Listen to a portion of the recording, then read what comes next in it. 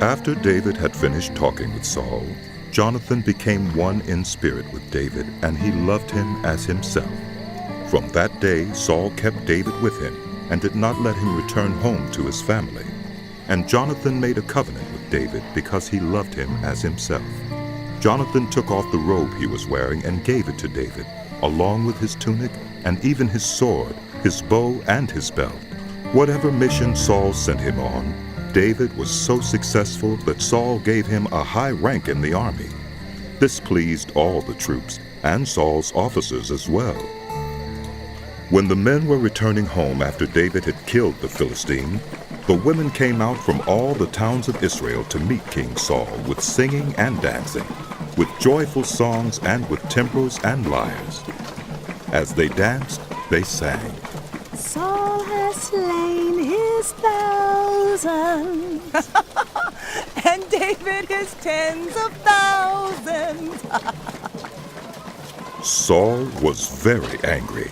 This refrain displeased him greatly. They have credited David with tens of thousands, he thought, but me with only thousands. What more can he get but the kingdom? And from that time on, Saul kept a close eye on David. The next day, an evil spirit from God came forcefully on Saul. He was prophesying in his house while David was playing the lyre, as he usually did. Saul had a spear in his hand, and he hurled it, saying to himself, I'll pin David to the wall.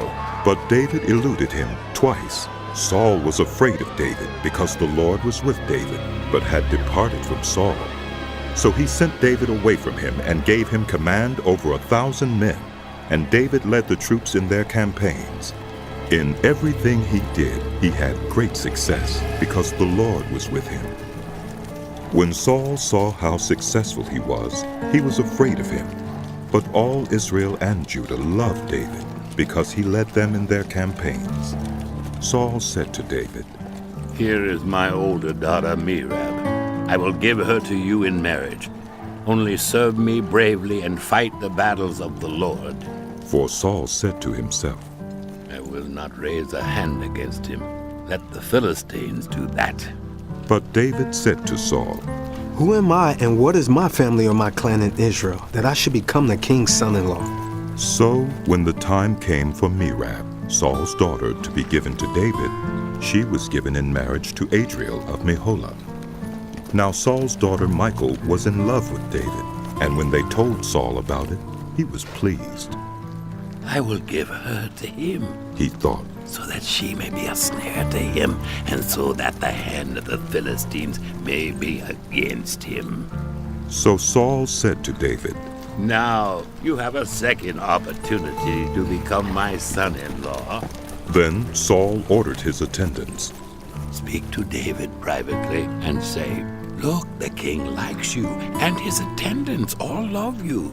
Now become his son-in-law. They repeated these words to David, but David said, Do you think it is a small matter to become the king's son-in-law? I'm only a poor man and little known. When Saul's servants told him what David had said, Saul replied, Say to David, the king wants no other price for the bride than 100 Philistine foreskins to take revenge on his enemies. Saul's plan was to have David fall by the hands of the Philistines. When the attendants told David these things, he was pleased to become the king's son-in-law. So before the allotted time elapsed, David took his men with him and went out and killed 200 Philistines and brought back their foreskins. They counted out the full number to the king so that David might become the king's son-in-law. Then Saul gave him his daughter Michal in marriage. When Saul realized that the Lord was with David and that his daughter Michal loved David, Saul became still more afraid of him, and he remained his enemy the rest of his days. The Philistine commanders continued to go out to battle, and as often as they did, David met with more success than the rest of Saul's officers, and his name became well known.